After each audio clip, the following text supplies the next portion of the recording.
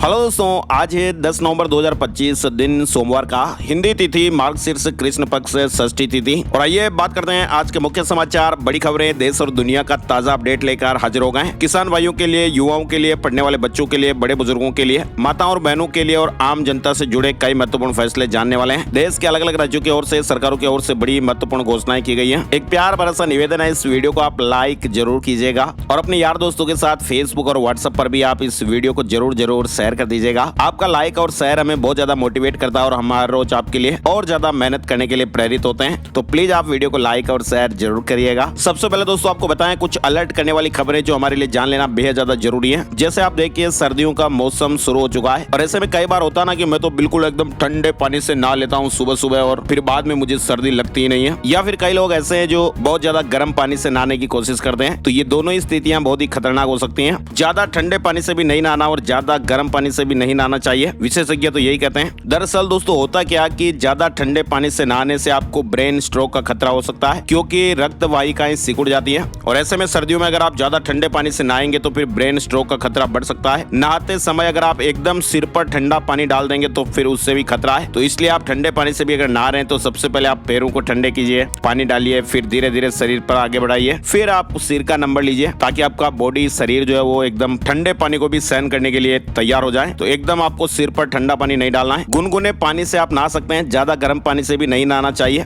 इसके अलावा रात के समय में गर्म कपड़े ज्यादा पहनकर अगर आप सोते हैं तो पसीना आपको हो सकता है और इससे आपका ब्लड प्रेशर भी कम हो सकता है, चक्कर वगैरह भी आ सकते हैं। तो ये भी आपको थोड़ा ध्यान रखना। और सबसे जरूरी बात यह है कि आपको सर्दी के मौसम में कमरे में हीटर वगैरह या ब्लोअर वगैरह चलाकर नहीं सोना है, क्योंकि ये कई बार जानलेवा साबित हो चुका है। तो सर्दी का मौसम शुरू हो रहा है तो ऐसे में हमें कुछ सावधानियां जरूर बरतनी है। अच्छा, इसके अलावा आपको बताएं, मध्य प्रदेश से एक बड़ी दर्दनाक खबर सामने आई है। मध्य प्रदेश के दुर्ग जिला हॉस्पिटल में नसबंदी के दौरान 2 महिलाओं की जान चली गई और ऐसे में स्वास्थ्य विभाग में हड़कंप मच गया। आशंका ये जताई जा रही है कि यह हादसा सर्जरी के दौरान दी गई दवा के रिएक्शन से हुआ है। फिलहाल उन दवाइयों के सैंपल जांच के लिए भेज दिए गए हैं। 27 साल की एक महिला और 30 साल की एक महिला जो नसबंदी ऑपरेशन के लिए जिला हॉस्पिटल आई थी, उन्हें झटके आने लगे और फिर शाम तक उन्होंने दम तोड़ दिया। फिलहाल मामले की जांच जारी है। अच्छा, इसके अलावा दोस्तों ये जो बड़ी खबर है वो बहुत ही इंपॉर्टेंट है। पारिवारिक संपत्ति बंटवारे को लेकर सुप्रीम कोर्ट ने एक बड़ा ऐतिहासिक फैसला सुनाया है। बगैर रजिस्ट्री के भी पारिवारिक बंटवारा समझौता मान्य होगा। सुप्रीम कोर्ट ने पारिवारिक संपत्ति के बंटवारे को लेकर यह महत्वपूर्ण फैसला सुनाया है। कोर्ट ने कहा कि अपंजीकृत पारिवारिक समझौता बंटवारा साबित करने के लिए पूरी तरह मान्य होगा, भले ही वे टाइटल स्थापित न कर सके। दरअसल सुप्रीम कोर्ट ने कर्नाटक हाई कोर्ट और ट्रायल कोर्ट के फैसलों को निरस्त कर दिया है और ये अपने आप में ऐतिहासिक फैसला है। सुप्रीम कोर्ट ने यह भी कहा कि निचली अदालतों ने कानून की गलत व्याख्या की थी। अपीलकर्ता के पक्ष में दस्तावेज होने के बावजूद भी निचली अदालतों ने 2 भाइयों के पंजीकृत त्याग पत्रों और 1972 के पारिवारिक समझौते को नजरअंदाज कर दिया। पारिवारिक समझौता दोस्तों आपको बताएं, परिवार के सदस्यों के बीच संपत्ति के बंटवारे या विवाद निपटारे का एक लिखित या मौखिक समझौता होता है। जो पैतृक संपत्ति होती है या संयुक्त संपत्ति होती है, उसके बंटवारे को लेकर जो पत्र होता है, इसका उद्देश्य परिवार में शांति बनाए रखना और भविष्य के मुकदमों से बचना होता है। सुप्रीम कोर्ट ने कहा कि फैमिली सेटलमेंट को प्रोत्साहित किया जाना चाहिए, क्योंकि ये परिवार की एकता को बनाए रखता है। तो कोर्ट ने यह फैसला सुनाया कि भाई बगैर रजिस्ट्री के भी आपका जो फैमिली सेटलमेंट या पारिवारिक बंटवारा पत्र वगैरह है तो वो मान्य होगा। अच्छा, इसके अलावा देखिए, आप बच्चों से जुड़ी बड़ी खबर आ रही है। जूनियर पेमेंट्स को आरबीआई की मंजूरी मिली है और आज के दौर में डिजिटल पेमेंट ने किस तरह से हमारे लेन देन के तरीके को पूरी तरह बदल दिया है। यूपीआई पेमेंट करने के लिए बैंक अकाउंट जरूरी होना होता है, लेकिन अब आरबीआई ने जूनियर पेमेंट्स प्राइवेट लिमिटेड को एक ऐसा डिजिटल वॉलेट लॉन्च करने की अनुमति दी है। इससे होगा क्या दोस्तों कि जो छोटे छोटे बच्चे हैं, ये बच्चे भी अब बिना बैंक अकाउंट के भी यूपीआई यानी क्यूआर कोड से पेमेंट कर पाएंगे, ताकि बच्चे और जो युवा है वो वित्तीय अनुशासन सीख सकें और इसके जरिए माता पिता अपने बच्चों को पैसे भी ट्रांसफर कर पाएंगे, खर्च की लिमिट भी सेट कर पाएंगे और हर ट्रांजेक्शन पर नजर भी रख पाएंगे। और इसके तहत माता पिता अपने यूपीआई बैंक खाते को बच्चों के जूनियर वॉलेट से लिंक कर पाएंगे, जिससे बच्चे वॉलेट से सीधे ही पेमेंट कर सकते हैं। यानी भारतीय रिजर्व बैंक एक ऐसा ऐप लेकर आया है जिसके जरिए बच्चे भी अब बिना बैंक खाता खोले ऑनलाइन पेमेंट कर पाएंगे। अच्छा, इसके अलावा 1 जनवरी 2026 से बाइक चालकों के लिए नया नियम लागू हो रहा है। भारत में सभी नए 2 पहिया वाहनों में एबीएस सिस्टम 1 जनवरी 2026 से अनिवार्य हो जाएगा। साथ ही हर बाइक और स्कूटर के साथ 2 बीआईएस प्रमाणित हेलमेट भी देने कंपनियों के लिए जरूरी हो जाएंगे। सड़क सुरक्षा को और मजबूत करने की दिशा में केंद्र सरकार ने एक कदम उठाया है। 1 जनवरी 2026 से भारत में बेचे जाने वाले हर नए 2 पहिया वाहन में एंटी लॉक ब्रेकिंग सिस्टम यानी एबीएस लगाना अनिवार्य कर दिया जाएगा।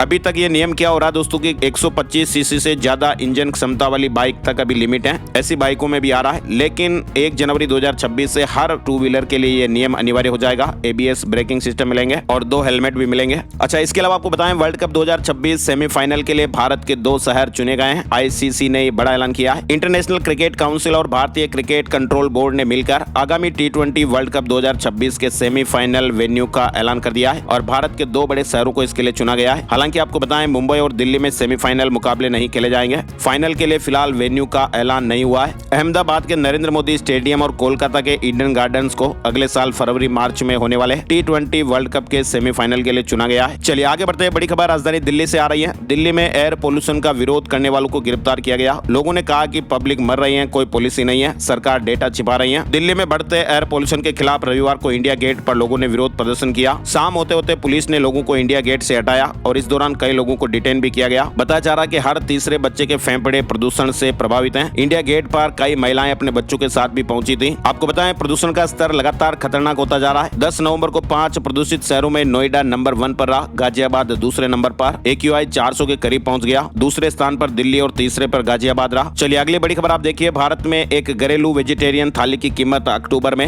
सालाना आधार पर 17% घटकर 27.8 रुपए पर आ गई है। पिछले साल अक्टूबर 2024 में वेज थाली की कीमत 33 रुपए 30 पैसे थी, जो 27 रुपए 80 पैसे पर आई है। वहीं नॉन वेज थाली भी 12% तक सस्ती हुई है। आलू, प्याज और टमाटर सस्ते होने से वेज थाली के दामों में कमी देखी गई। वहीं चिकन के प्राइस गिरने से नॉन वेज थाली की कीमतें भी घटी हैं। इधर आपको बताएं जनगणना 2027 का पहला प्री टेस्ट आज 10 से लेकर 30 नवंबर तक चलेगा। भारत सरकार के रजिस्ट्रार जनरल ने जनगणना 2027 के पहले चरण के प्री टेस्ट की घोषणा पहले की हुई है। देश के सभी राज्यों और केंद्र शासित प्रदेशों में 10 तारीख से लेकर 30 नवंबर तक प्री टेस्ट चलेगा और प्री टेस्ट का ये मकसद रहेगा डेटा कलेक्ट करने के तरीके, लॉजिस्टिक्स, ट्रेनिंग और डिजिटल टूल्स की जांच की जाएगी। 2 फेज में जनगणना होगी। पहला फेज 1 अक्टूबर 2026 को, जिसमें लद्दाख, जम्मू कश्मीर, हिमाचल प्रदेश और उत्तराखंड शामिल होंगे, और दूसरा फेज 1 मार्च 2027 को, जिसमें देश के बाकी राज्य भी शामिल हो जाएंगे। चलिए अगली बड़ी खबर आपको बताते हैं। कर्नाटक के बेंगलुरु में आरएसएस प्रमुख मोहन भागवत ने संघ की 100 वर्ष यात्रा के न्यू हॉरिजॉन्स विषय पर कई सवालों के जवाब दिए हैं। उन्होंने कहा कि आप जानते हैं कि संघ की स्थापना 1925 में हुई थी। क्या आप हमसे ये उम्मीद करते हैं कि हम ब्रिटिश सरकार के साथ रजिस्टर्ड होंगे, वो भी हम जिनके खिलाफ हम काम कर रहे थे? उन्होंने कहा कि आजादी के बाद स्वतंत्र भारत के कानून रजिस्ट्रेशन को अनिवार्य नहीं बनाते हैं। साथ ही उन्होंने कहा कि कानूनी दर्जा उन व्यक्तियों के निकायों को भी दिया जाता है जिनका रजिस्ट्रेशन नहीं है, इसलिए हमें इस श्रेणी में रखा गया है और एक संगठन के रूप में मान्यता दी गई है। आरएसएस प्रमुख मोहन भागवत ने कहा कि हमें 3 बार प्रतिबंधित किया गया, यानी सरकार ने हमें मान्यता दे दी थी। वहीं आरएसएस प्रमुख ने कहा कि अगर हम होते ही नहीं तो वे किस पर प्रतिबंध लगाते? अदालतों ने हर बार प्रतिबंध हटाया है, हर बार अदालतों ने प्रतिबंध हटा दिया और आरएसएस को एक वैध संगठन के रूप में मान्यता दी है। संसद और दूसरी जगहों पर कई सवाल उठाए गए। उन्होंने कहा कि कानूनी तौर पर हम एक संगठन है, इसलिए हम असंवैधानिक नहीं है। कई चीजें रजिस्टर्ड नहीं है, यहाँ तक कि हिंदू धर्म भी रजिस्टर्ड नहीं है। उन्होंने ये भी कहा कि आरएसएस पर पहले भी 3 बार प्रतिबंध लगाया जा चुका है, इसलिए सरकार ने हमें मान्यता दी है। चलिए इधर आप देखिए, टैरिफ का विरोध करने वालों को डोनाल्ड ट्रंप ने कहा मूर्ख, अमेरिकियों को देंगे $2000 का डिविडेंड। अमेरिका के राष्ट्रपति डोनाल्ड ट्रंप ने एक बार फिर अपने टैरिफ यानी आयात शुल्क वाले रुख को मजबूती से बचाव किया है और इसे अमेरिकी अर्थव्यवस्था के लिए फायदेमंद बताया। रविवार 9 नवंबर को social media platform truth social पर पोस्ट करते हुए डोनाल्ड ट्रंप ने कहा कि जो लोग टैरिफ का विरोध करते हैं वे फूल्स यानी मूर्ख हैं। उनके अनुसार टैरिफ ने अमेरिका को आर्थिक रूप से मजबूत बनाया है और देश को पहले से ज्यादा संपन्न बनाया है। इसके अलावा देखिए आप,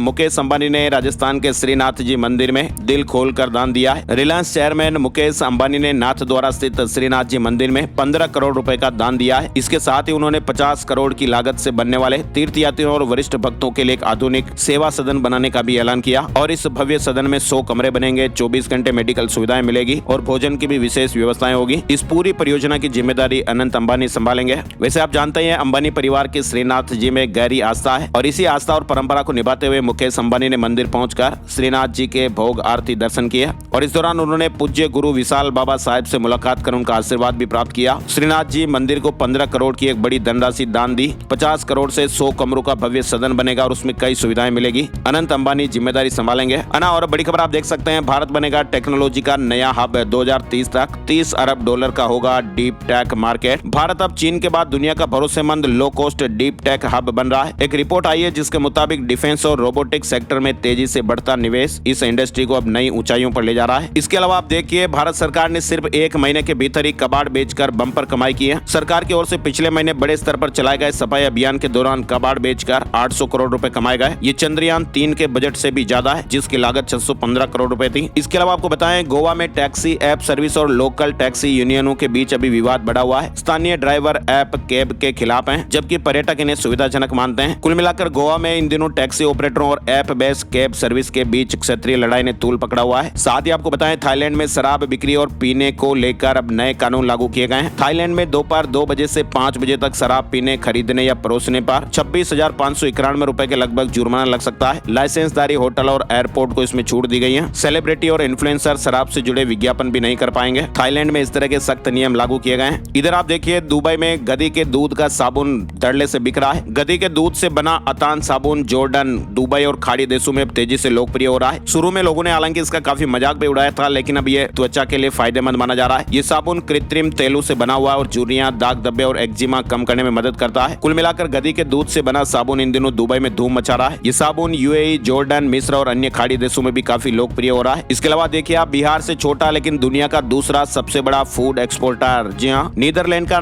नाम तो आपने सुना ही होगा दोस्तों। नीदरलैंड आजकल बहुत छा रहा है सुर्खियों में। नीदरलैंड एरिया के हिसाब से छोटा होने के बाद भी कृषि निर्यात में बहुत आगे चल रहा है। कृषि की यहाँ पर नई नई टेक्नोलॉजियां, ग्रीन हाउस खेती के दम पर ये दुनिया का दूसरा सबसे बड़ा खाद्य निर्यातक बन गया है। नीदरलैंड की आधी से ज्यादा जमीन खेती में लगी हुई है और आज नीदरलैंड के ग्रीन हाउस हर साल लगभग 10 लाख टन टमाटर पैदा करते हैं और इनका निर्यात $2 अरब से भी ज्यादा है। नीदरलैंड दुनिया का दूसरा सबसे बड़ा फूड एक्सपोर्टर बना है। साथ ही आप देखिए, यूएस के बाद अब रूस ने भी शुरू की न्यूक्लियर टेस्ट की तैयारी, प्रस्ताव तैयार किया जा रहा है। इधर आपको बताएं, टीईटी को लेकर भी लगातार विरोध प्रदर्शन देखने को मिल रहे हैं। देश भर के प्राथमिक शिक्षकों के लिए शिक्षक पात्रता परीक्षा यानी टीईटी अनिवार्य किए जाने के विरोध में 5 दिसंबर को शिक्षक एक महारैली करने वाले हैं। दिल्ली के रामलीला मैदान में होने वाली इस महारैली में 2 लाख से ज्यादा शिक्षक शामिल होंगे और इसमें अकेले उत्तर प्रदेश से 1 लाख शिक्षक शामिल होने वाले हैं। साथ ही आप देख सकते हैं, चीन ने अमेरिका के लिए गैलियम, जर्मेनियम और एंटीमनी जैसे तत्वों पर लगाए गए निर्यात प्रतिबंधों को अस्थायी रूप से हटा दिया है। ये कदम दोनों देशों के बीच अभी हाल ही में हुए व्यापार समझौते का हिस्सा है। इधर आप देखिए, स्मार्टफोन को लेकर एक बड़ी खबर आई है। भारत में अब प्रीमियम स्मार्टफोन की मांग 29% बढ़ी है। लोग बाग अब एप्पल और सैमसंग के फोन का ज्यादा डिमांड कर रहे हैं। भारत में महंगे स्मार्टफोन की मांग अब तेजी से बढ़ती हुई दिख रही है। काउंटर पॉइंट की एक रिपोर्ट के मुताबिक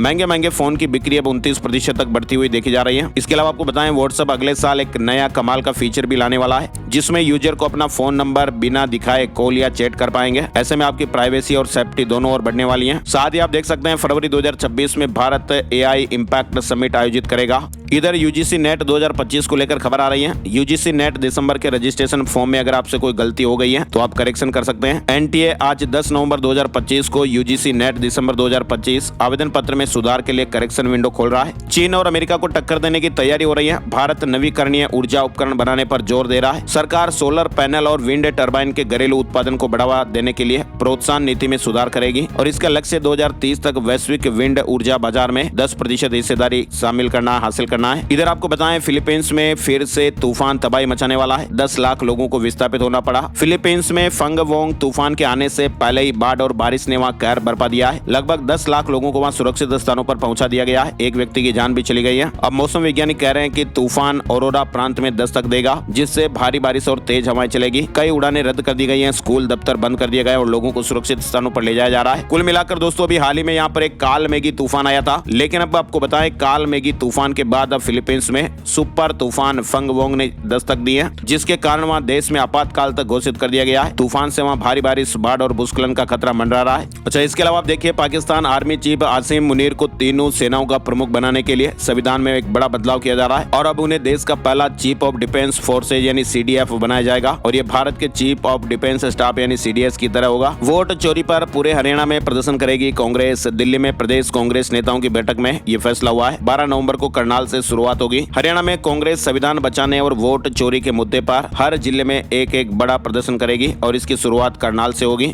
इसके बाद फिर अलग अलग जिलों में कार्यक्रम होंगे। वहीं कांग्रेस ने कहा कि शशि थरूर हमेशा निजी राय रखते हैं, पार्टी इससे असहमत है। कांग्रेस पार्टी ने पार्टी सांसद शशि थरूर ने भाजपा के सीनियर लीडर लाल कृष्ण आडवाणी के बयान से अलग किया है। इधर आपको बताएं, गुजरात एटीएस ने ISIS के 3 आतंकी पकड़े हैं। देश में कई जगह हमले करने की प्लानिंग कर रहे थे। हथियार जमा करने के लिए गुजरात पहुंचे थे। गुजरात एटीएस ने आतंकी गतिविधियों में शामिल इन 3 लोगों को अहमदाबाद के अदालत से गिरफ्तार किया है। एटीएस टीम पिछले कुछ दिनों से इन पर नजर रख रही थी। साथ ही आपको बताएं, बिहार चुनाव 2025 अपडेट। दूसरे फेज की 122 सीटों पर चुनाव प्रचार रफ्तार थम गया है। बिहार विधानसभा चुनाव के दूसरे फेज की 122 सीटों पर रविवार शाम 5 बजे तक चुनाव प्रचार खत्म हुआ। इन सीटों पर वोटिंग 11 नवंबर को होगी और 14 नवंबर को फिर रिजल्ट आ जाएंगे। दूसरे चरण के मतदान से पहले भारत नेपाल सीमा पर भी निगरानी बढ़ाई गई है। बॉर्डर को 11 नवंबर तक की रात के लिए सील कर दिया गया है और इस दौरान सीमा पर लोगों के आने जाने पर रोक रहेगी। तेजस्वी यादव ने रविवार को बिहार में कुल 16 जनसभाओं को संबोधित किया। राहुल गांधी ने किशनगंज और पूर्णिया में जनसभा की। वहीं यूपी के सीएम योगी आदित्यनाथ ने भी 4 रैलियां की। बिहार विधानसभा चुनाव के लिए दूसरे चरण का चुनाव प्रचार खत्म हुआ। अब जनता की बारी है। बिहार में 11 नवंबर को 20 जिलों की 122 सीटों पर अब वोटिंग होगी। आखिरी दिन नेताओं ने धुआंधार प्रचार किया। चलिए अगली बड़ी खबर आप देखिए। पढ़ाई, दवाई और कार्रवाई की सरकार होगी। जहानाबाद में तेजस्वी यादव ने कहा कि महागठबंधन सरकार बनने पर हर घर में एक नौकरी देंगे। असम से बड़ी खबर आ रही है। असम के मुख्यमंत्री हिमंत बिस्वा शर्मा सरकार ने राज्य कैबिनेट की बैठक में एक बड़ा फैसला लिया है। कैबिनेट ने बहु विवाह पर रोक लगाने वाले बिल को मंजूरी दे दी है और इस बिल को 25 नवंबर को विधानसभा में पेश किया जाएगा। यानी असम में बहु विवाह पर रोक लगेगी। 7 साल की जेल की सजा। इस बिल के तहत दोषियों को 7 साल की कैद की सजा का प्रावधान रखा गया है। हालांकि छठे शेड्यूल वाले इलाकों के लिए कुछ छूट मिल सकती है। हरियाणा में धीरेन्द्र शास्त्री की यात्रा में पहुंचे सीएम सैनी बागेश्वर धाम पीठाधीश्वर ने कहा, इंडियन आर्मी को दान दें हिंदू,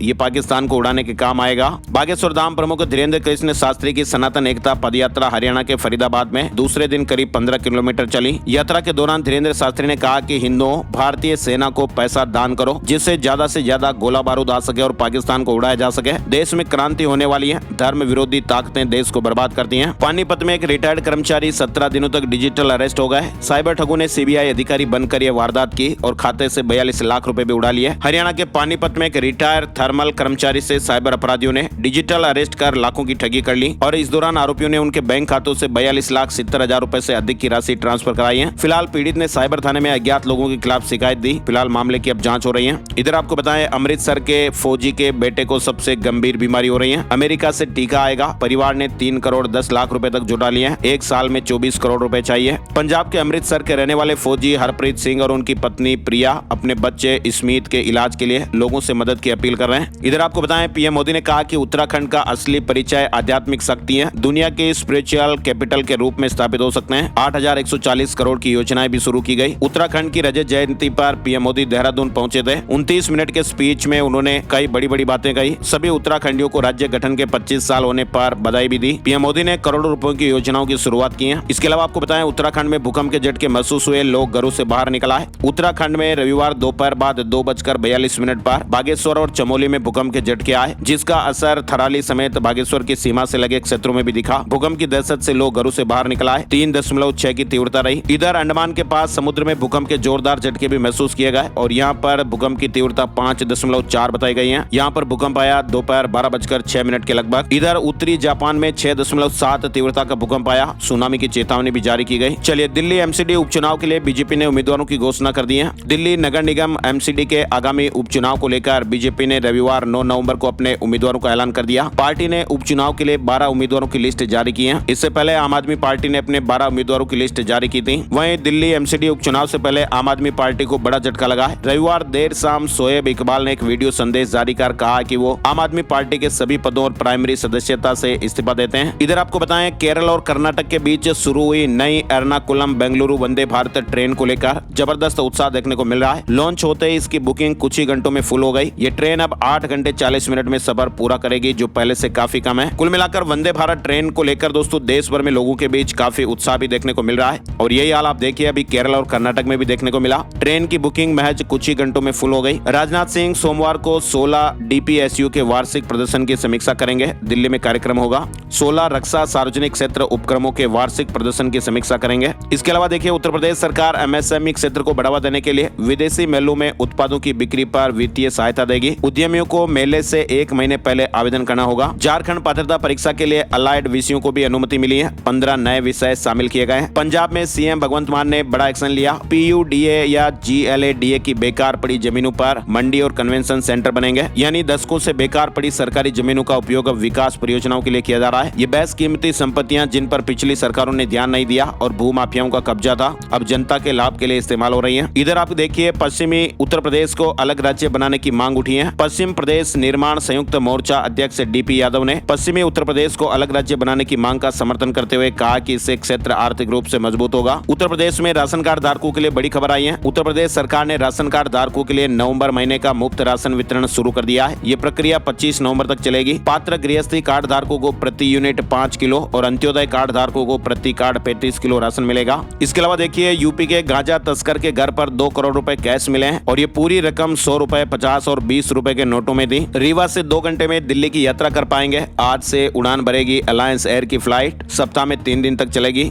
रीवा में नवनिर्मित एयरपोर्ट से भी अब दिल्ली के लिए फ्लाइट शुरू हो रही है। आज 10 नवंबर से इसकी शुरुआत हो जाएगी। सप्ताह में 3 दिन ये फ्लाइट चलेगी। वहीं हिमाचल प्रदेश में नर्सों के लिए ओवरसीज रोजगार प्रोजेक्ट शुरू। शिक्षा मंत्री ने कहा कि अब विदेश में काम करने का सपना हकीकत में बदल सकेगा। हिमाचल प्रदेश सरकार नर्सिंग और पैरामेडिकल छात्राओं को विदेशों में रोजगार दिलाने के लिए ओवरसीज रोजगार परियोजना शुरू कर रही है। राजस्थान में जयपुर में सबसे बड़ा अन्नकूट 1500 किलो घी से मिठाइयां बनी। 4000 किलो दही की कड़ी को तैयार किया गया। जयपुर के प्रसिद्ध खोले के हनुमान जी मंदिर में भव्य अन्नकूट महोत्सव का आयोजन हुआ। ये राजस्थान का सबसे बड़ा अन्नकूट महोत्सव माना जाता है। साथ ही आपको बताएं, राजस्थान में देखिए आप, अग्निवीर में वायु सैनिकों की भर्ती। 21 साल तक के युवा आवेदन कर पाएंगे। योग्यता 12वीं पास। जोधपुर वायु सैनिक चयन केंद्र जिले के युवाओं के बीच जाकर उन्हें भारतीय वायुसेना में करियर बनाने के लिए प्रेरित कर रहा है। भारतीय वायुसेना की आधिकारिक वेबसाइट indianairforce.nic.in पर विस्तृत और जानकारी आपको मिल जाएगी। इधर आप देखिए, अजमेर स्थित वक्फ संपत्ति पर मालिकाना हक का विवाद। हाई कोर्ट ने डीजे कोर्ट के फैसले पर रोक लगाई है। दोनों पक्षों को यथास्थिति बनाए रखने के आदेश दिए गए हैं। जोधपुर में अब 2 नगर निगम की जगह होगा 160 सीटों की जगह होगी अब 100 सीटें। राजस्थान के जोधपुर जिले में एक बड़ा बदलाव हुआ है। 2 नगर निगमों का 5 साल का कार्यकाल खत्म होने के बाद राज्य सरकार ने बड़ा फैसला लिया। अब शहर की पूरी कमान प्रशासन के हाथों में होगी। इसके अलावा मध्य प्रदेश से आप देखिए, ऊर्जा मंत्री प्रद्युमन तोमर ने ग्वालियर में बिजली उपभोक्ताओं के लिए समाधान योजना की घोषणा की है। ये योजना 3 नवंबर से शुरू हो चुकी है और अगले साल 28 फरवरी तक प्रभावी रहेगी। वहीं देवास में मुख्यमंत्री डॉक्टर मोहन यादव का 13 नवंबर को दौरा प्रस्तावित है। भोपाल स्टेशन पर सफाई व्यवस्था तीसरी बार बदलेगी। नई विंग बनाई गई है। बड़ा बदलाव देखने को मिलेगा। भोपाल रेलवे स्टेशन को लेकर अपडेट है। इसके अलावा आप देखिए, श्रीराम फाइनेंस के 3 कर्मचारियों ने 1 करोड़ 30 लाख रुपए का फ्रॉड किया। 26 लोगों के फर्जी डॉक्यूमेंट बनाए, बिजनेस लोन पास कराया और फिर पैसे हड़प लिए। छत्तीसगढ़ के रायगढ़ जिले में Shriram finance corporation private limited company में ये धोखाधड़ी की खबर सामने आई है। साथ ही आप देखिए, छत्तीसगढ़ में 200 यूनिट बिजली यानी बिल हाफ की प्लानिंग हो रही है। मुख्यमंत्री सचिवालय फाइल भेजी गई है। 14 लाख उपभोक्ताओं को राहत मिलेगी। 900 की जगह 450 तक बिल आएगा। यानी छत्तीसगढ़ सरकार भी अब बिजली बिल में आम जनता को राहत देने की तैयारी में है। सरकार 100 यूनिट को बढ़ाकर 200 यूनिट तक हाफ बिजली बिल करने की तैयारी में है। बिजली विभाग ने हाफ बिल को लेकर तैयारी शुरू कर दी है और फाइल सीएम सचिवालय भेजी गई है। साथ ही आप देखिए, छत्तीसगढ़ में राज्य शासन ने संपत्ति की गाइडलाइन तय करने के नियमों में 25 साल बाद संशोधन कर दिया है और इसमें स्पष्ट किया गया कि नेशनल हाईवे, स्टेट हाईवे, जिले की मुख्य रोड के साथ 18 मीटर या इससे अधिक चौड़ी सड़क को मुख्य मार्ग माना जाएगा और उसी आधार पर उस रोड की संपत्ति की गाइडलाइन का निर्धारण होगा। छत्तीसगढ़ को लेकर ये अपडेट है। इसके अलावा उत्तर प्रदेश रोडवेज में 10 नवंबर से विशेष भर्ती मेला भी लग रहा है। 250 संविदा चालकों की भर्ती होगी। और अब चलते चलते एक नजर आज का राशि बल। आज 10 नवंबर सोमवार को वृष राशि वालों के बिजनेस में तरक्की हो सकती है। मिथुन राशि वालों को धन लाभ हो सकता है। कर्क राशि वालों का रुका हुआ काम पूरा हो सकता है। सिंह राशि वालों का महत्वपूर्ण काम पूरा हो सकता है। वृश्चिक राशि के राजनीति से जुड़े लोगों को महत्वपूर्ण जिम्मेदारियां मिल सकती हैं। धनु राशि के लोगों को सितारों का साथ मिल सकता है। मकर राशि वालों के प्रॉपर्टी के रुके हुए काम पूरे होने की संभावनाएं बनेगी और इसके अलावा बाकी राशियों पर सितारों का मिलाजुला असर रहेगा। आज के मुख्य समाचार में फिलहाल बस इतनी ही खबरें। वीडियो को आप लाइक और शेयर जरूर कीजिएगा ताकि हमें मोटिवेशन मिलता रहे। हर रोज ऐसी ताजा खबरों का वीडियो आप देखते रहिए। अपने आप को अपडेट रखिए। एक नए वीडियो में नई जानकारी के साथ फिर मिलते हैं। तब तक के लिए जय हिंद, जय भारत, वंदे मातरम।